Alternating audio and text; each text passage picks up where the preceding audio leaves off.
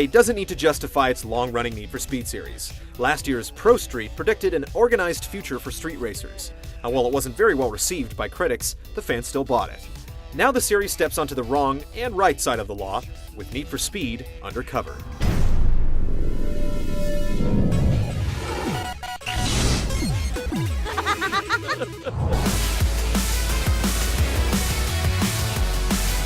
Once you go under, you're on your own.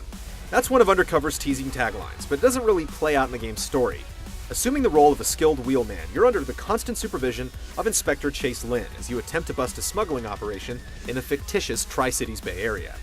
Your job is to drive. My job is to get you in. Nothing more, nothing less. Brief live-action scenes punctuate the story's every turn, with the actors playing to the camera as if it's you.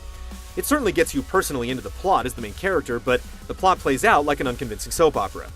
If you haven't watched soap operas before, here's a hint. They're terrible. You and me, Beto. You and me.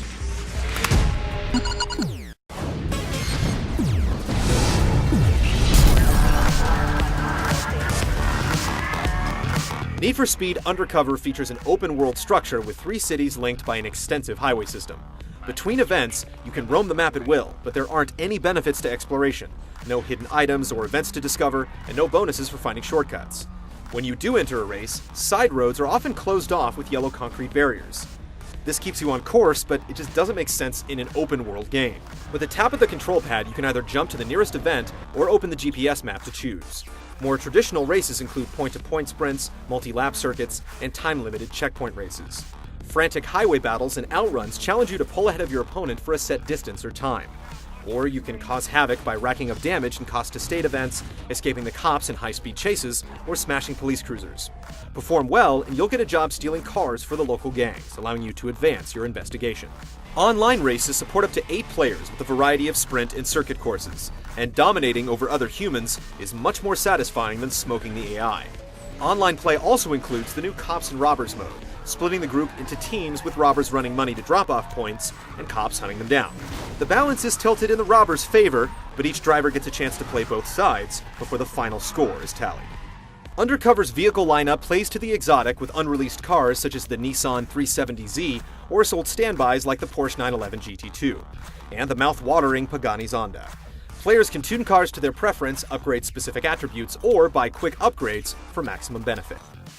On the visual side, there's a wide selection of aftermarket parts, vinyls, auto sculpting tools, and far too many rims to choose from. Yet the options aren't quite as robust as in Midnight Club LA. If you're too impatient to save in-game funds, a somewhat questionable option lets you transfer real money from your Xbox Live or PSN account into virtual dollars within the game. Money's pretty easy to come by, so we're not sure why this feature was included.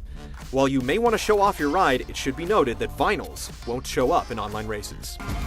Need for Speed Undercover has all the modes and features to sound good on paper, but its open world is virtually empty, and players have to run the same area nearly dry before new races are unlocked.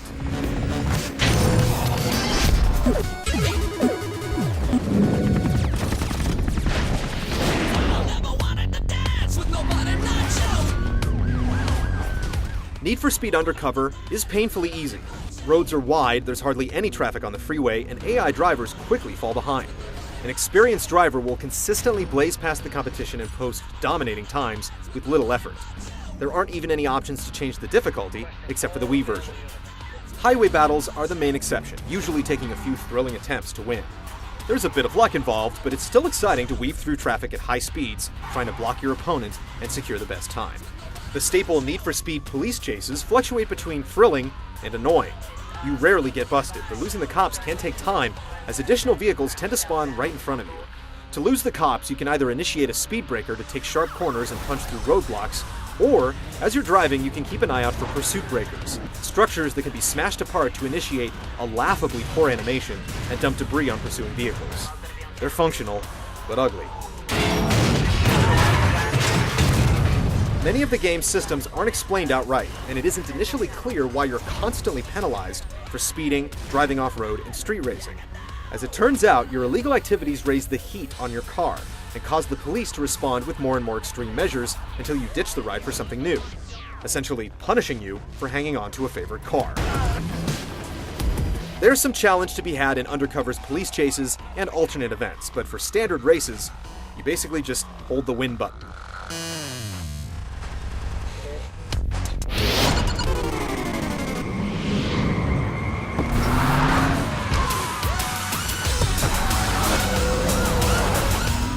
Artistic choices and technical issues both drag down Undercover's presentation. Every street race is held at either sunrise or sunset, leaving players to constantly drive into the glaring sun, and the problem is magnified by reflective streets. The sun also has a tendency to fly sideways across the sky for reasons we can't even begin to imagine. The frame rate is consistently poor, particularly in the PS3 version, but the 360 doesn't fare much better. While the Wii version can't be compared directly, the graphics are likewise subpar, and it still includes its own shiny street effect.